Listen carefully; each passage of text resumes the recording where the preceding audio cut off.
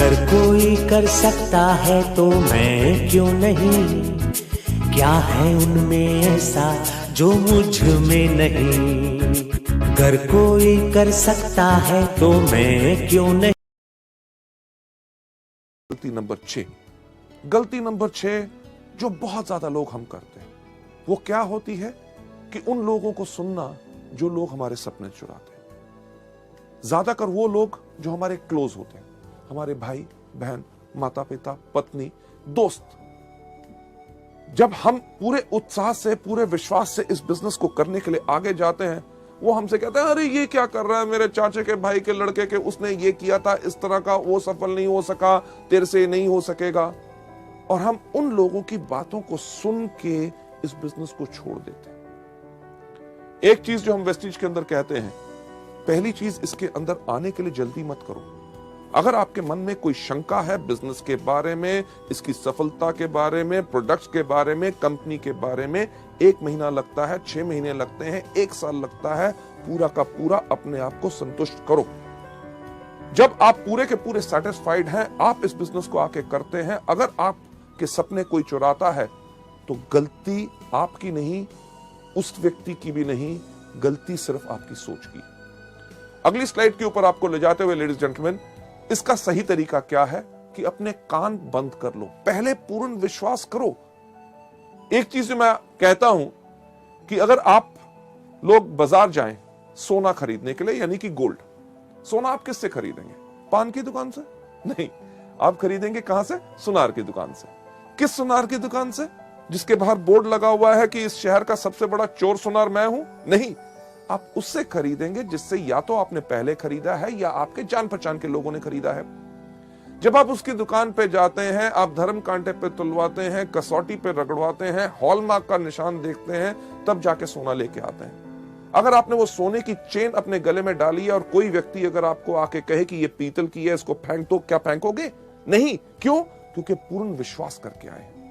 इसी तरह जब वेस्टीज में आप आते हो, जब आप पूर्ण विश्वास करके आए हो, अगर कोई आपके सपने चुराने की कोशिश करे तो आप कर रहे हैं गलती नंबर 6। इसका सही तरीका यही है कि शुरू में लोगों के साथ इसमें बहस के अंदर ना शामिल होइए।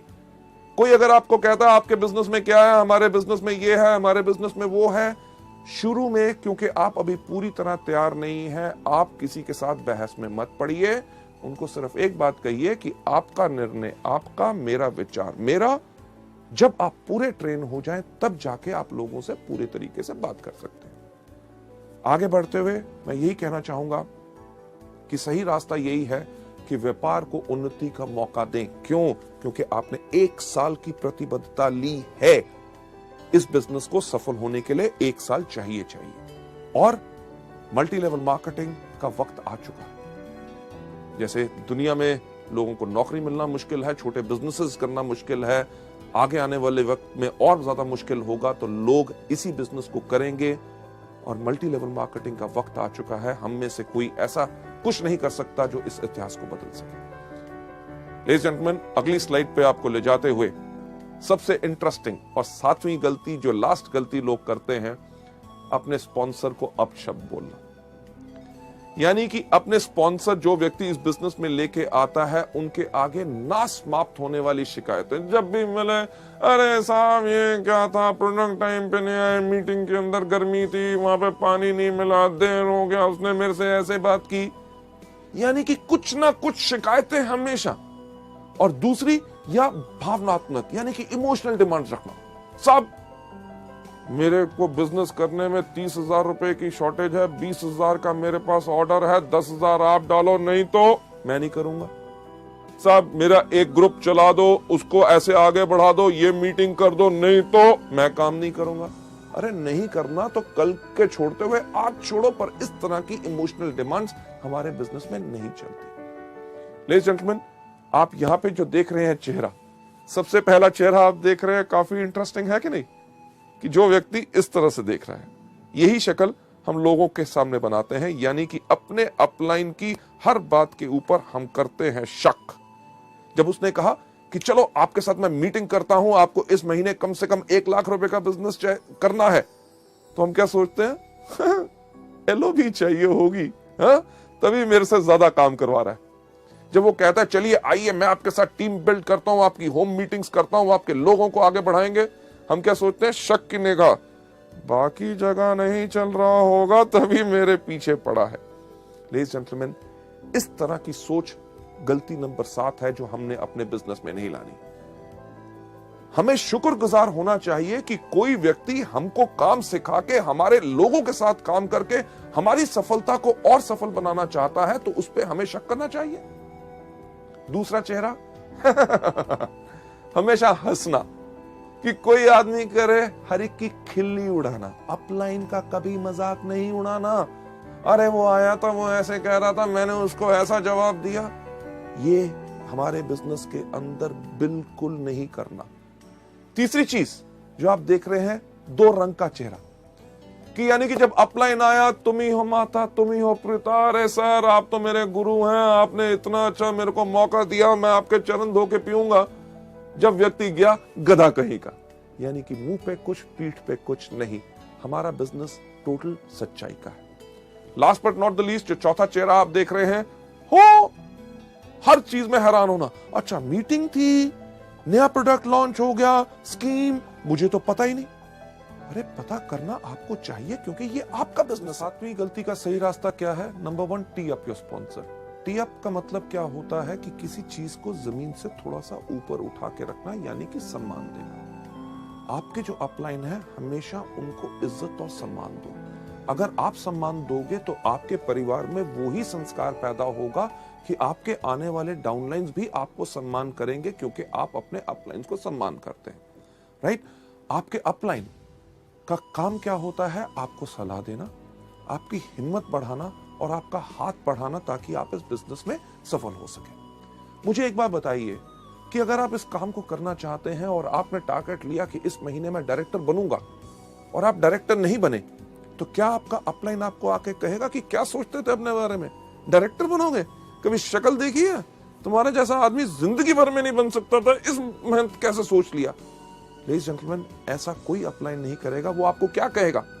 अरे मेरे शेर, अरे मेरे दोस्त, हम दोनों इकट्ठे हैं, इस महीने नहीं बन सके, चलो अब काम करते हैं, अगले महीने तुम डेफिनेटली डायरेक्टर बनोगे। जो व्यक्ति जो आपकी इतनी हिम्मत बढ़ाता है, आपको सलाह देता है, आपका साथ देता है, क्या उस व्यक्ति का मजाक उड़ाना चाहिए या उसके ऊपर शक करना चाहिए?